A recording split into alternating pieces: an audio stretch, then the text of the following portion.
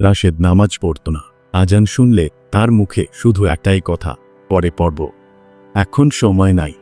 দিনের পর দিন, মাসের পর মাস, এই পরে আর আসে না। এক সন্ধ্যায় হঠাৎ একটা খবর পুরো এলাকা নীরব করে দিল। পাশের বাসার এক যুবক মারা গেছে।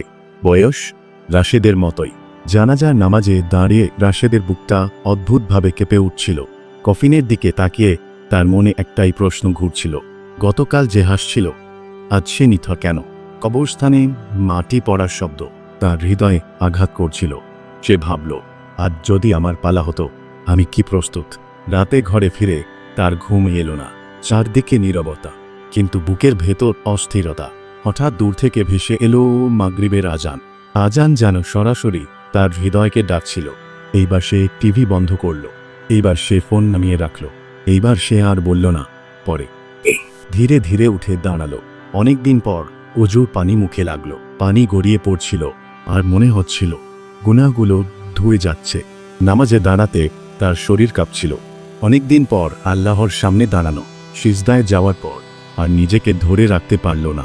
চোখের পানি জায়নামাজ ভিজিয়ে দিল। কোনো সুন্দর কথা না, কোনো সাজানো দোয়া না, শুধু বলল, হে আল্লাহ, আমি ফিরে এসেছি। সেই সিজদায় তার বুক হালকা হয়ে গেল, মনের ভার যেন নেমে গেল। নামাজ শেষে সে বসে রইল, মুখে এক অদ্ভুত শান্তি। সে বুঝে গেল, নামাজ কোনো বোঝা না, নামাজ কোনো শাস্তি না, নামাজ হলো আল্লাহর কাছে ফিরে আসার সবচেয়ে সুন্দর দরজা। যদি আজান শুনে আপনি এখনো বলেন পরে পড়ব, তাহলে মনে রাখবেন, কেউ জানে না সে পরে পর্যন্ত সময় পাওয়া যাবে কিনা।